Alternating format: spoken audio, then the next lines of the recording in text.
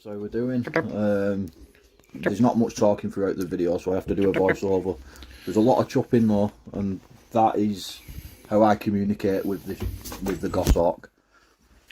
So yeah, this is my 4-year-old female goshawk. This year we're going to be going for have a go of artificial insemination. But before that, we have to create it. It's pretty crucial that you create a bond with the hawk.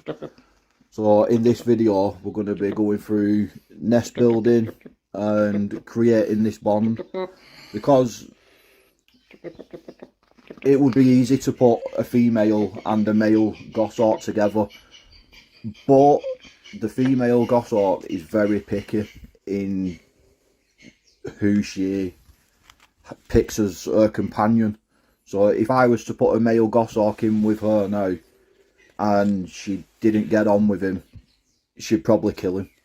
And that is why most goshawk breeders will go through artificial insemination. So the nest building, it is started by the female. She'll pick where she's building the nest, and she will start to build the nest. The male, which is me, I'll assist with building that nest. So I'll come in every day with twigs, green leaves, and I'll place it in certain places in the nest and let her do the rest. If I get this wrong, she will destroy the nest and it'll be over.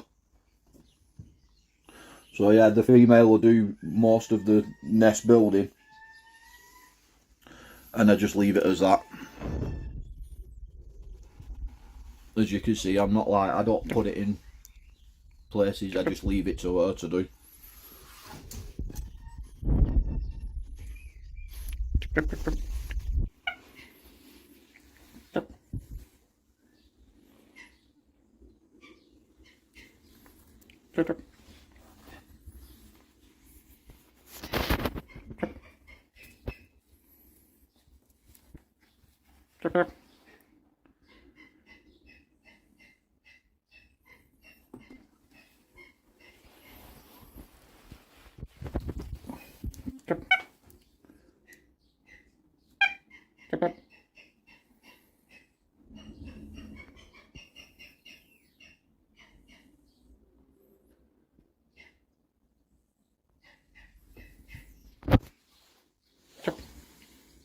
So as part of another courtship behaviour, every time I go in the aviary, I'll take her a gift. So this will prove to her that once she has the chicks and she's sat on the nest, not being able to move, that I will be a good provider for her chicks.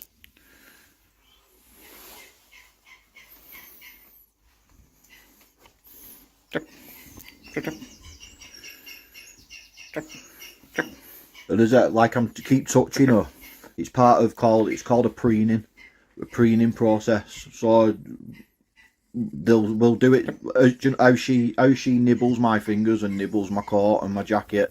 It's called preening. So I'll do the same to her. I'll touch her feathers and touch her back. It's all part of creating that bond.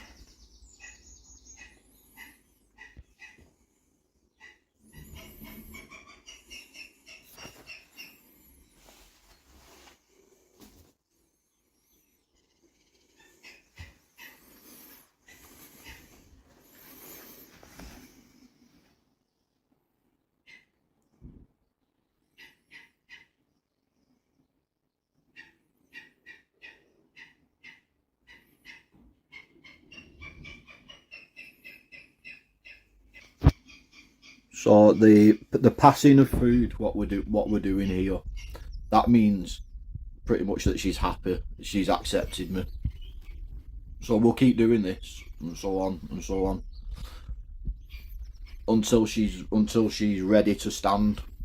So when she's ready to stand, her coverts, which are the little feathers underneath her tail, they'll all be flared out. And when I touch her back, she will lift her back tail. She'll lift her tail in the air, and that'll be her standing for insemination. She's nowhere near ready yet. I mean, if I would have done this video last week, you would have seen a completely different side to her because of the weather. The weather's been up and down. So as the weather starts to warm up, you'll notice that she'll get more broody. She'll get more she'll interact a little bit more.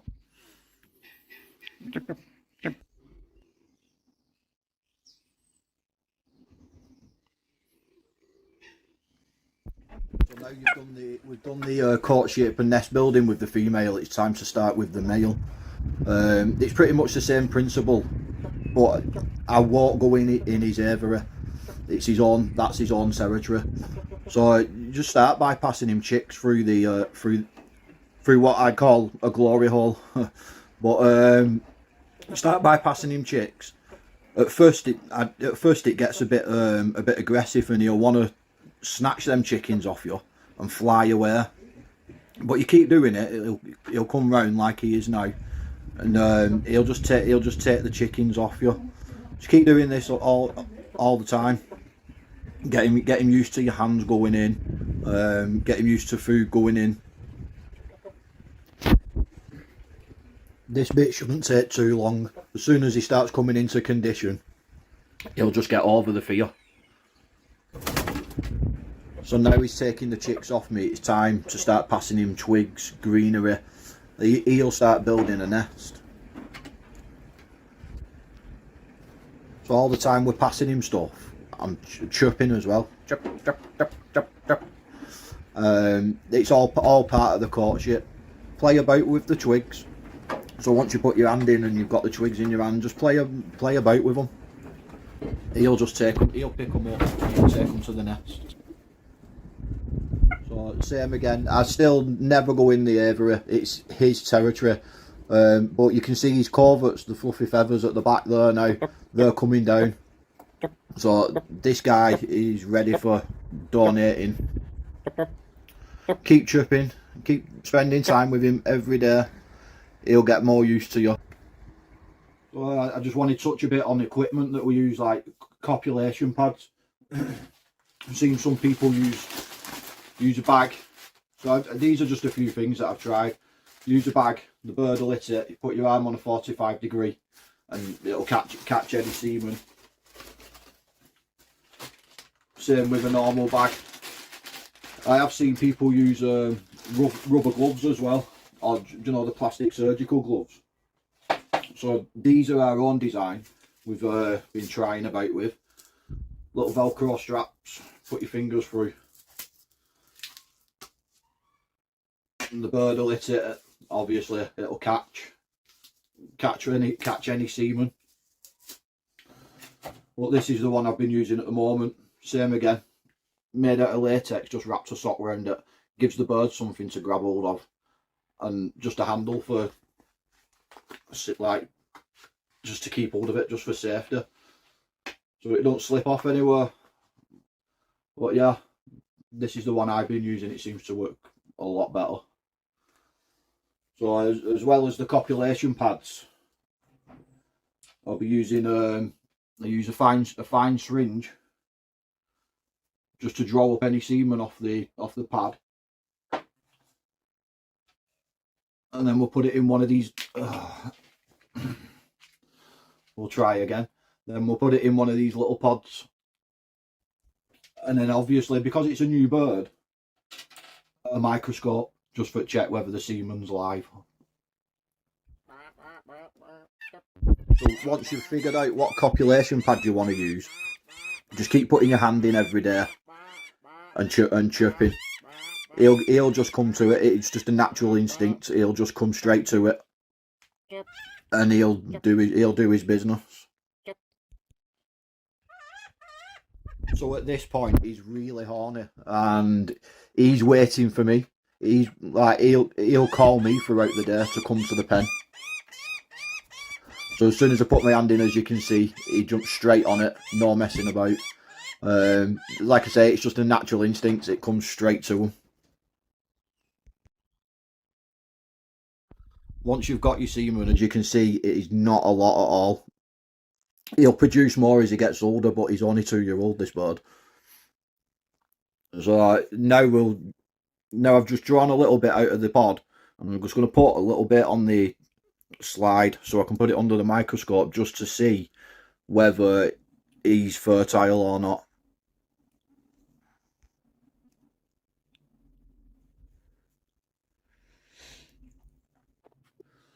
So this is my first time checking for semen on a microscope, but since doing this video I have been advised just to warm everything up, maybe get a heat pad, put it at the side of the microscope, keep everything warm so the semen's not getting shocked.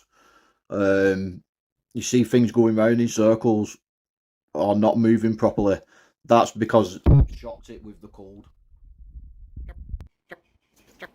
So now we're all set for insemination.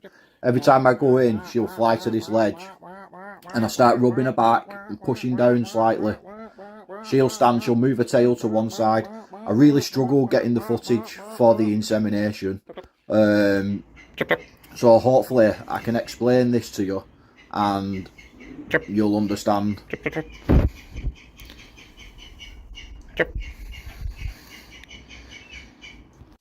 So this part, I wish I had 3 hands to show you properly, but I've not. And trying to set the camera up in the pen was just a no-go with the bird. Like trying to do it in time and get the semen in, it was a no-go. So hopefully I can explain this bit to you.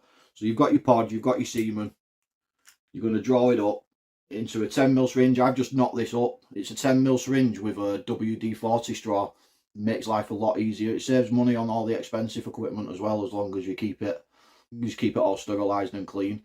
So once you've drawn it in, she'll fly to a ledge or a post, wherever she wants to stand. You start rubbing her back. Mark. Put a bit of pressure on her back as well, just like push her down so she dips. And then you'll see the cloaca. This is going to be a bit funny, but so that's the cloaca. As you're rubbing her back, it's drawing. It's going bark. So you don't want to put this syringe all the way in. You just put it on the edge, and slowly put it in. But keep rubbing her back. Keep her drawing. Bark. And slowly put the semen in. And then once you've done it, keep rubbing her back. Bark. Do that for a good couple of minutes. Make sure she draws it all in. Like I say, you don't need to put the syringe all the way in. You just put it on the ledge, on the edge.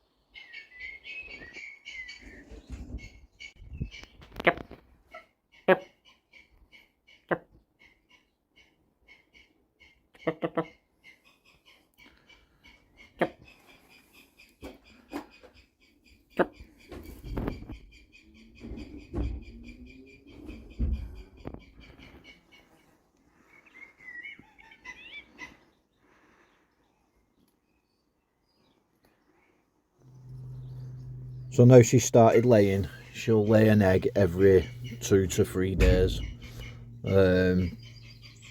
Every time she's laid an egg, I'll go in and I'll put some more, give her some more semen.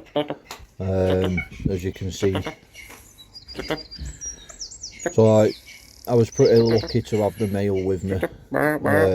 So I had semen every day.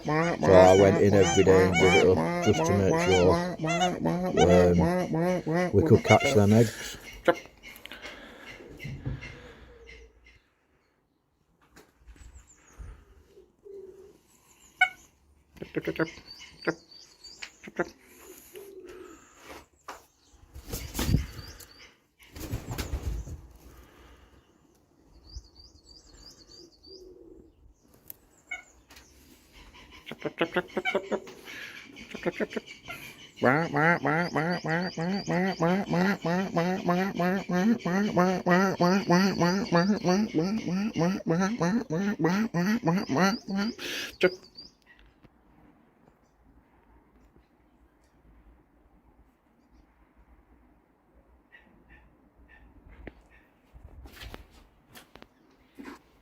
So you'll notice here that I've started to number the eggs every time's one laid.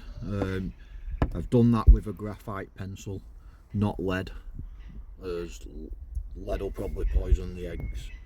The reason I've numbered the eggs is in case, just so in case one hatches, one doesn't, one hatches, one doesn't. I know which one's which.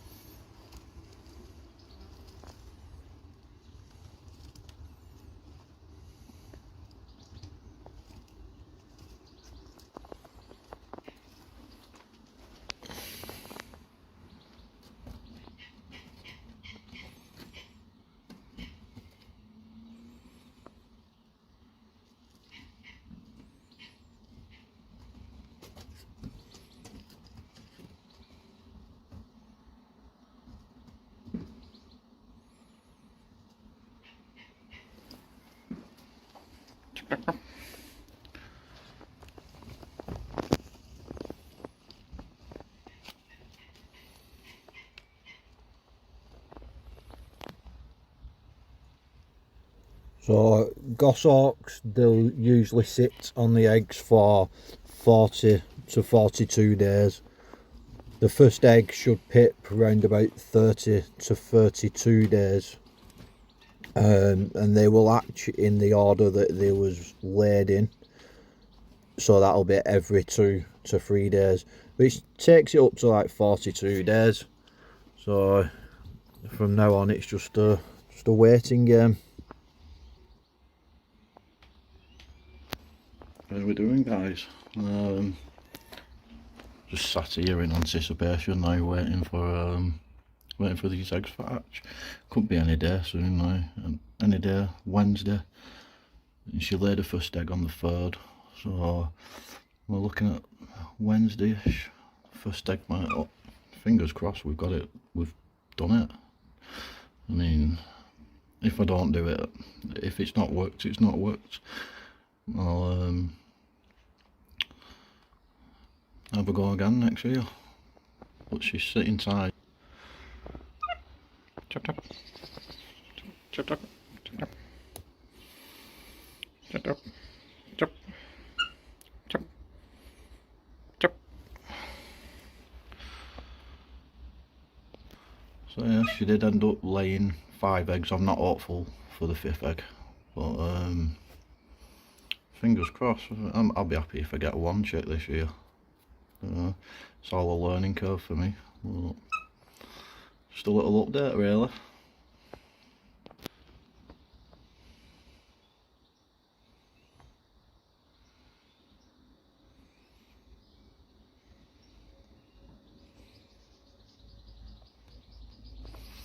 It amazes me really how big these birds are, but when it comes to the egg, if you watch how delicate she is sitting back on the nest, getting the eggs into place.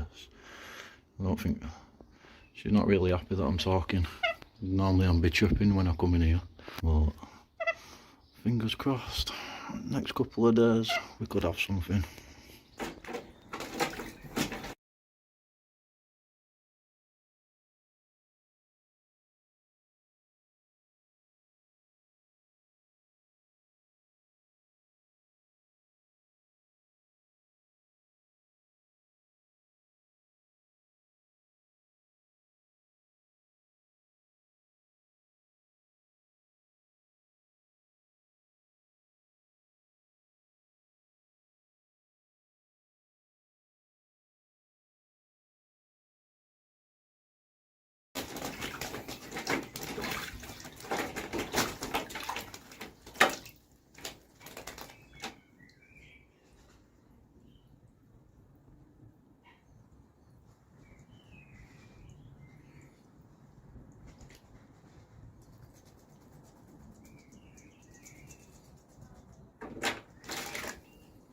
hopefully this is a sign.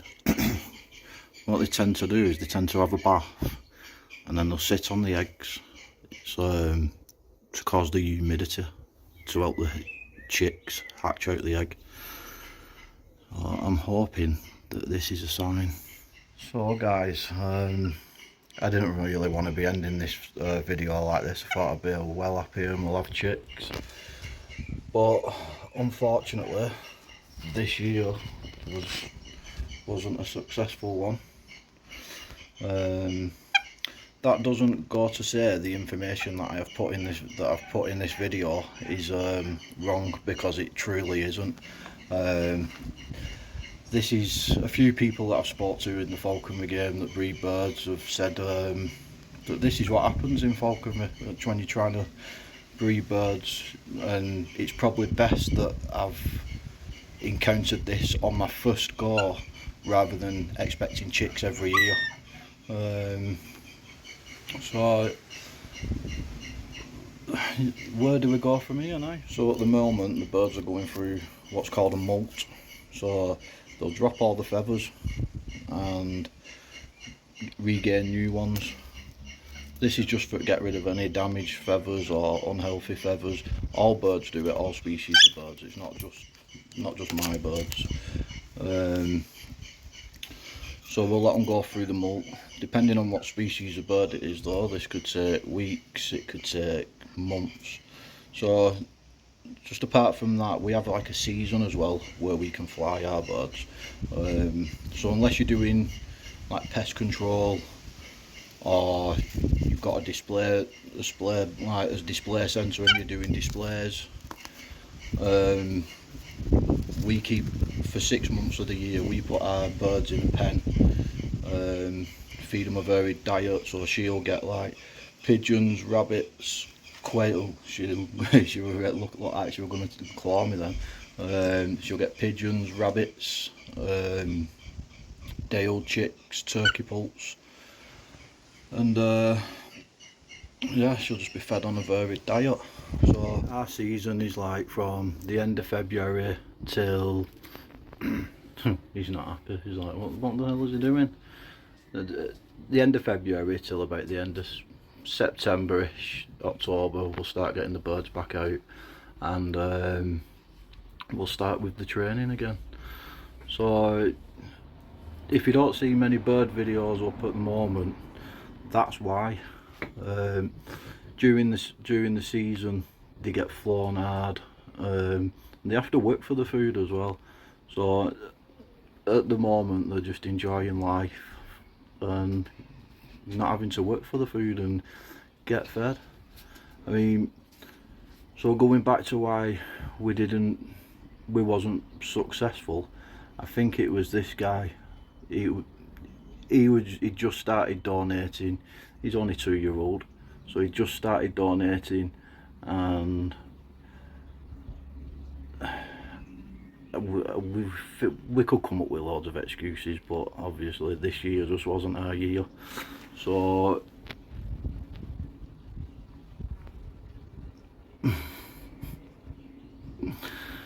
next year we will try again, and I will be using the same method as I've gone through in this video. It's not that it didn't work because of that, because everything was right, everything I've done is right. And like I said, I have spoken to a few other people and they're saying, well, we can't see why it shouldn't have worked, but obviously this year just wasn't our year. So I'm just going to say thanks for watching this video. I think next year we'll go again, but we won't have to go through all this video again, because we've got the basics there. We've got the, yeah, so we've got it there, haven't we? We've got the basis of what we're going to work on, and hopefully next year will be our year. But if not, it doesn't really matter. It's all a learning curve, and it's an enjoyable learning curve as well. So I'll see you all very soon. The season will come round soon, and we'll be back with the training videos, with the more enjoyable stuff. This would have been enjoyable if it had worked, but maybe next year. But I'll see you soon with the birds. I hope you all understand that they need a rest, and any other falconers watching this video will tell you the same. We have seasons, so